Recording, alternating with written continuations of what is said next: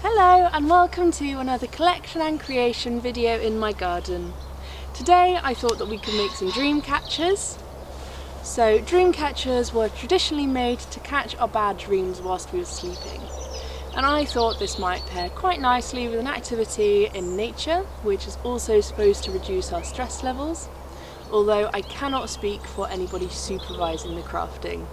Sorry about that. So as usual, with our collection and creation videos, the next time we're on our walk or in our garden, remember to bring your collection bag and collect anything interesting that you find, and we can use those for our activities. So in my trip around my garden, I found some pine cones, I found different lengths of sticks, and I even picked some flowers, which I hung up in my window and I let them dry for a little bit, and that way they'll just last a little bit longer. So the flowers add a nice little pop of colour, but I thought to make it even more colourful we can paint the extra little bits that we found. So I like to keep things a little bit messy, and I thought let's skip the paintbrush. We'll just dab it in the paint, get our fingers nice and messy. Just roll it through, and that way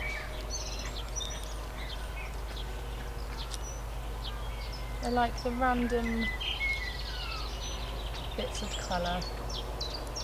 There we go, leave it to dry for a little bit and do that with all of the sticks. Now, whilst we're waiting for our decorations to dry, it's time to start making our dream catcher frames. So you can see here I've drawn around one big bowl and one slightly smaller bowl to make the outline. And then I just want you to cut round the outside. Once that's done, it should look something like this. Okay, so you can see that then I've cut 4 quarters, and that should mean that you can cut out 1 quarter at a time, and it will make things a lot easier for you. Okay, so cut out the middle and it will look something like this. The next step is to start making holes so that we can start threading our net to catch our bad dreams in. So take a biro and you can squash it through. You might have to wiggle it a bit, give it a twist around. Okay, and then do that all the way around, and it will look something like this. So you can see that I've squashed the holes, I've put 3 fingers in between, and then I've squashed another hole like so. I've done that all the way around. Now that we've done that, it's time to start threading our dream net. So I have cut out a length of string that is the length of 2 arms, my arm width. Okay, so you can decide now which side is going to be the back of your dream catcher, and that is the side that all of our knots are going to go on, okay, so we can't see them. So you can see here I've tied the knot. I've had to tie it 6 times so that it's big enough that it won't fall through. Okay, so from there the strings come out the front of my dream catcher, and it's gone all the way. I've threaded it through the front of the next hole. Okay, then it's come out the back, and I've threaded it along the back, and it's threaded through the back again to come out at the front, and then threaded through the front again. Okay, a little bit confusing, but I want you to do that all the way until you run out of all of this string. Once you've done that, it should look a little bit like this. Okay, your dream catcher does not have to look like mine. My dreams are very different from yours, and your dream catcher will be perfect for your dreams. Okay, so as you can see again, I've tied it up at the back so we can't see the knot at the front. So our dream catchers are going to need something for them to hang from, and the decorations are also going to need something for them to hang from as well. So we're going to need 3 lengths of string.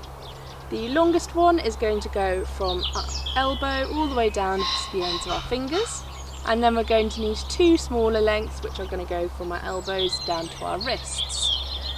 So the longest one is going to be our loop for our dream catchers to hang from, and that's going to go from the top 2 holes of our dream catcher frames.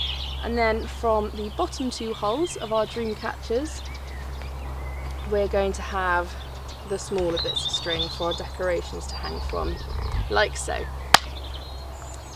Ta-da! And there we go. You've got the loop for it to hang from, and the next stage is for us to find a nice straight stick to hang from these 2 bits of string. There we go. So I've got my nice straight stick here, and you can see that I've hung all my decorations from it. I've tied string to them. So I've got my pine cones, I've got my sticks, I've got my flowers, and I've cut them all the string in different lengths. And I've chosen not to cut the ends of these because I like the way that the string hangs, it goes twirly. I think that's quite cute, so I've left it like this. It's entirely up to you. It's your dream catcher for your dreams. Okay, now that we've tied it all together, it's time for the finishing touches. We need to decorate our dream catcher frame. So you can use felt tips for this, but I've got a bit of paint left over, so I thought that I would grab the biggest, thickest paintbrush I could find, and I'm just going to dab it round and make it a little bit messy. And there you have it, that's my dream catcher.